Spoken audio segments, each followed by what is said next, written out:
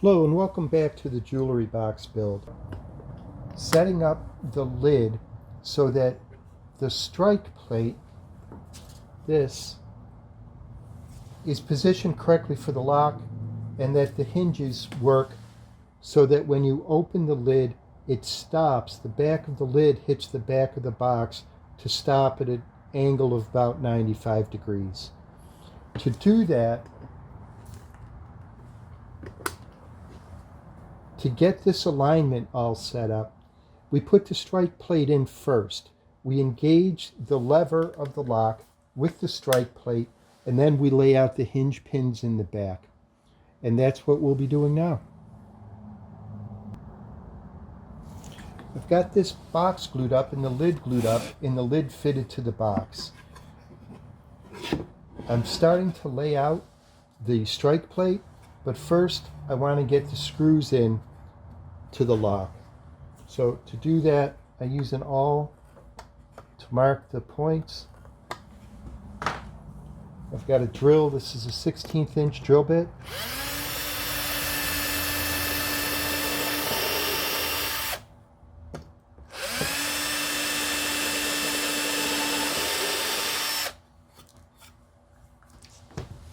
And I put the screws in. The screws are a little bit fragile, so I put just a little bit of paraffin on.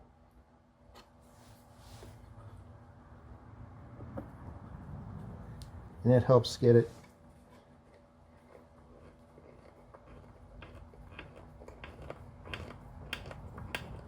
so it's a snug fit.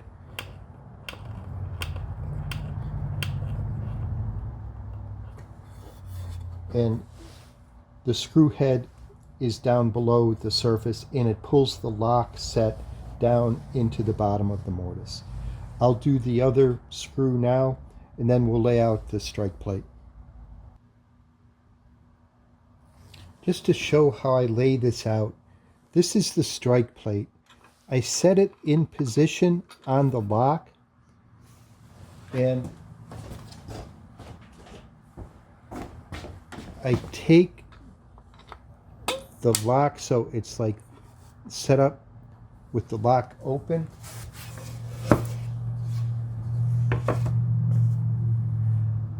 I hold this in place.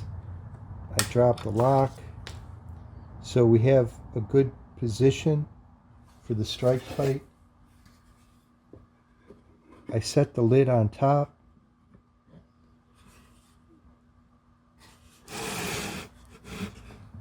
And then I mark the pencil lines you can see there on the box and on the lid. And that shows me, when I open the lid, where my mark needs to be for the position of the strike plate.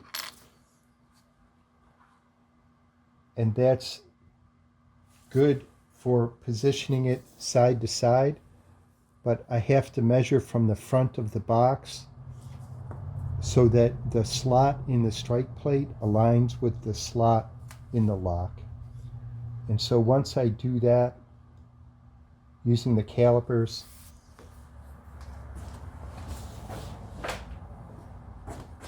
I've got the position of the strike plate,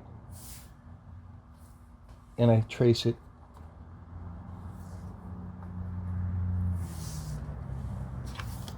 from here. I go over to a setup.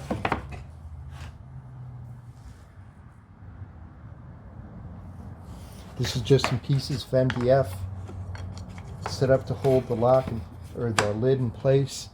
And now I'm set up to use the router to cut that mortise. The router I'll be using is my Hitachi with a fence. What's important to notice, if I can show this, is the router bit, you can see it, has an extra piece of carbide across the bottom, and that's what shaves the bottom of the mortise so that the strike plate fits flat. The last point is that the strike plate is metric, and it's a little bit wider than 3/8 of an inch. So I'll be using a shim and 2 passes. The first pass will cut the back edge, and then with the shim we'll cut the front edge and we'll fit the strike plate. So here is the inside of my lid. The long line is the edge of the front of the box. The lock is set back about a 1/16 from the edge. So the strike plate and the lock plate are about the same width. So I moved it back a 1/16 and traced my strike plate. Now I'm going to set up the router with some blocks to cut this back line up to. So the mortise will be in the middle here up to this back line. Then I add the shim and that shaves the front edge. I'm going to try to show that.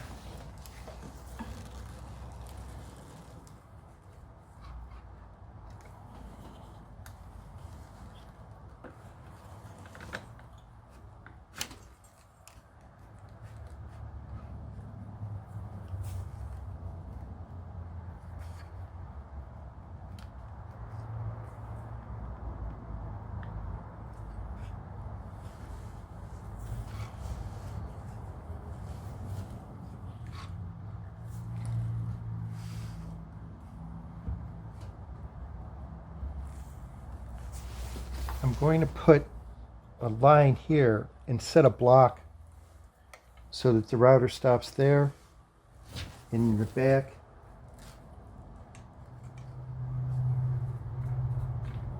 It needs to stop right here. So I'm going to set those blocks and show you the cut.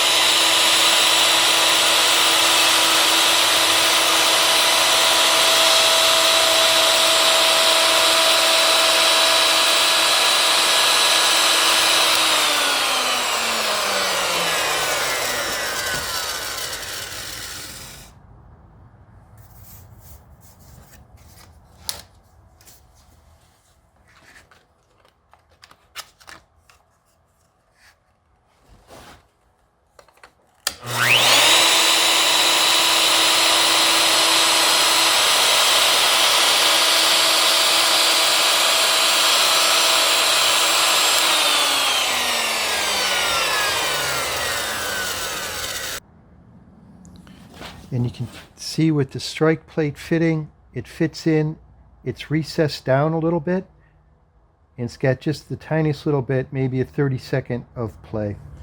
The next step is to lay out the mortise for the lever that comes up, and to do that in a way so that the prong of the lever has clearance. And to do that, we need to take more off of this area because this gets flipped upside down. And I'll set up a second router now and show you that cut. So this is a similar router, but it's set up with, you can see the bit. If I hold it over like that, it is a carbide bit with only one piece of carbide, and the carbide is on an angle. It's a 3/16 diameter, and I think these are the most durable of the small diameter bits.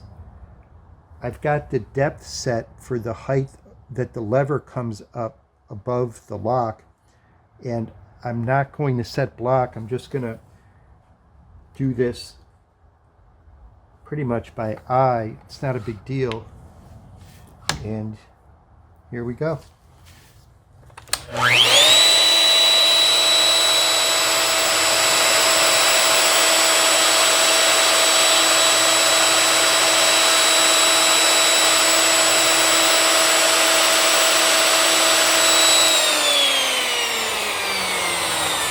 You see, it's a nice clean cut.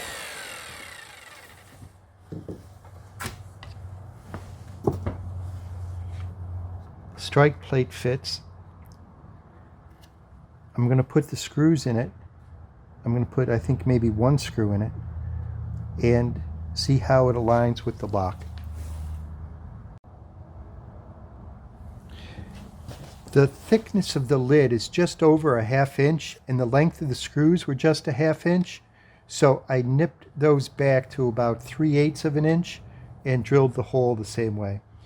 So I'm going to get these screws in place.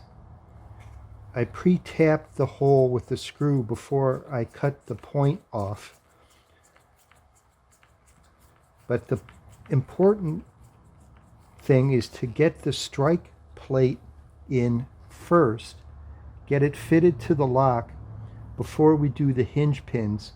Otherwise, it gets really difficult to fit the lock and the strike plate. Where it's easy to shave down the back of the lid a little bit to get the pins in the right position. And now, the moment of truth, I'm going to try to get it fitted to the box.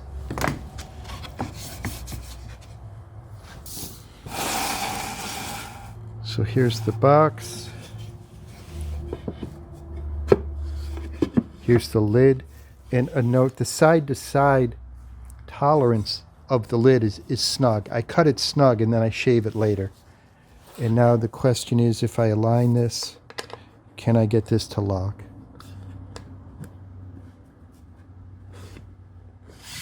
And I do. It needs a little bit more, the lever needs a little bit more space to clear, but I can feel it. Just to show you, the lever needs more space in this area. So when this goes down, it's catching on the edge. And I'll do that and be right back. Okay, I'm back. I made the groove for the lever about a 1/16 of an inch deeper and about a 1/16 of an inch longer.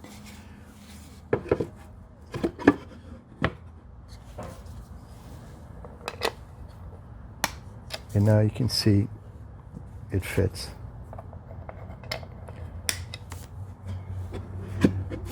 And now that we get this aligned where we need it to be, to line it up perfectly in back, the lid is about a 30, not even a 32nd, a 64th of an inch long. So that will give me a little bit of space to shave that back. So this shot shows the back of the box. I've scribed the top and the bottom of the lid, and I've scribed the center of the lid, and it took a couple of tries to get that right on dead center, but I did it. And then I came around to the side. I did the same lines across, transferred the lines across to the side of the box, put the center line in, and then put a awl mark right where I want to drill the hinge pin hole. I'm going to drill the hinge pin hole through the side and the lid at the same time. It's a 5/32 inch diameter hole, and it goes into the lid about an inch. So it's total a little over 1.5 inches long. And the next step is to set up on the mortiser and show that drilling, and I'll do that now.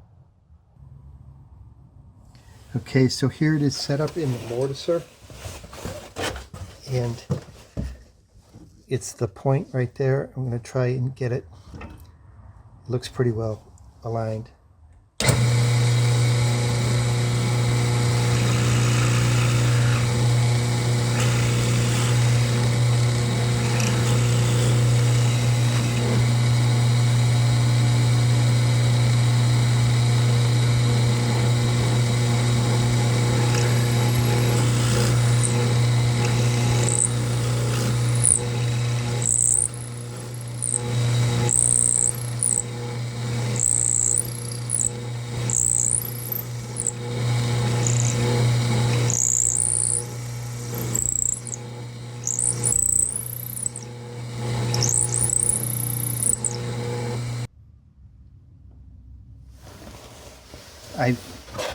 changed the setup, so now I'm drilling the other side of the box, the hinge pin on the other side of the box.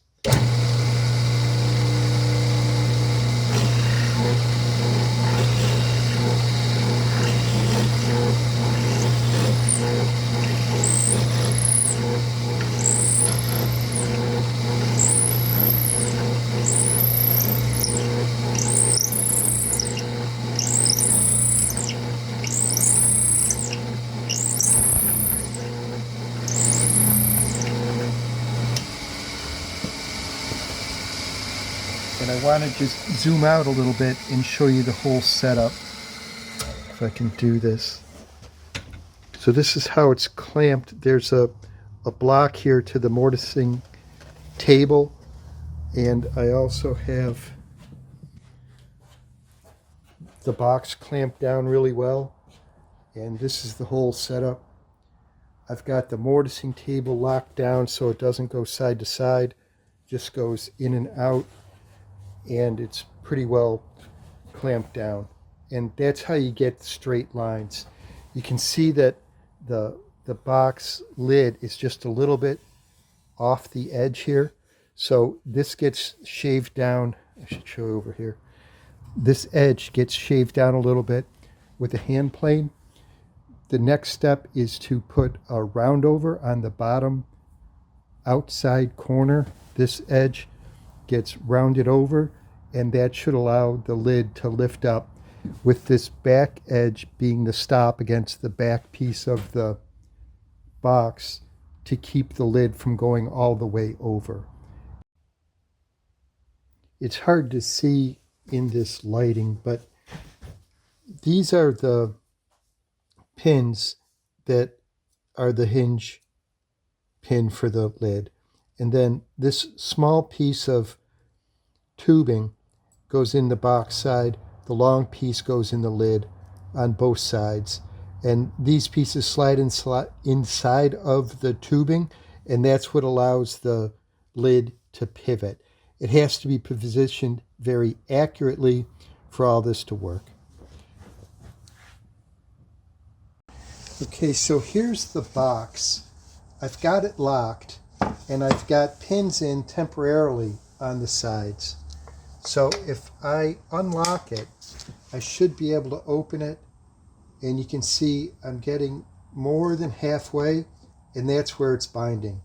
So I need to shave the back with the hand plane, do the round over again, and that should work fine. Okay, I took just a shave off this back edge with the hand plane, and now it's locked now. Open it up. It's still tight side to side. And that's it. It's a little bit past 90 degrees. Maybe right at 90 degrees, and it wants to fall forward. But that's very close. Playing off this back edge. And I've got it locked in. I've got the pins in the hinges, and I just want to check to see if this will open, hoping it'll open just a little bit past halfway. And there it is. It's just a few degrees, so a little bit of sanding, and it will be fine. So that's it for this. We've installed the strike plate and the hinges. The next video, we'll talk about working on the interior. Thank you.